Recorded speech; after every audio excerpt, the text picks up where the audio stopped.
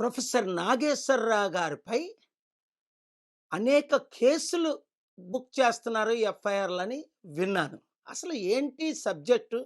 అమెరికాలో బిజీగా ఉన్నాను కదా! అంటే చాలామంది కాల్ చేసి ఇది చాలా అన్యాయం జరుగుతుందండి.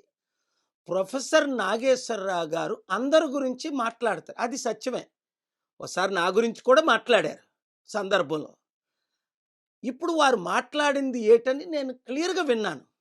అందులో నాకేమైతే తప్పు కనిపించలేదు. అయినప్పటికీ ఒత్తిడి చేసినందువల్ల ఆయన మాటలు విత్‌డ్రా చేసుకున్నారట. చేసుకున్న తర్వాత కూడా ఆయన మీద కేసులు పెడుతున్నారంటే అది ఎంత దారుణం. అంటే ప్రజాస్వామ్యంలో ఇంకెవరు మాట్లాడకూడదా ఎవరి గురించి? మరి అలాగైతే చట్టాలెందుకు? ఫ్రీడమ్ ఆఫ్ స్పీచ్ ఆర్టికల్ 19 ఎందుకు? కనుక చంద్రబాబు నాయుడు గారు మీకు బాగా తెలుసు. నేను అనేక సార్లు అమిత్ షా గారిని కలిశాను. కలిసినప్పుడు మీ అందరి సబ్జెక్టులు మాట్లాడుకున్నాం. ఆయన స్టాల్ లీడర్ అమిత్ షాజీ. ఆయన చైల్డిష్ లీడర్ కాదు. ఆయన రైట్ డెసిషన్స్ తీసుకుంటారు ఈ ఈ కొన్ని విషయాల్లో. ఆ విషయం మీకు కూడా తెలుసు.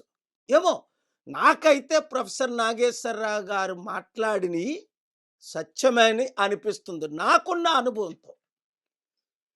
పోనీ ఏదైనా ఆయన విత్‌డ్రా చేసుకున్నారు కదా!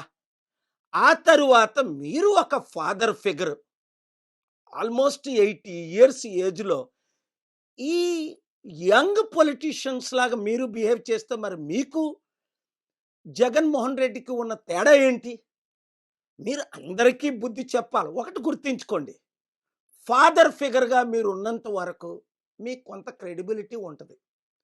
ఇలాంటి చిల్లర రాజకీయాల్లో ఎవరైనా మాట్లాడితే నాలుక కోసేస్తాం అని మీరు కూడా దిగజారిపోతే అది మీకు నష్టం, మీ పార్టీకి నష్టం.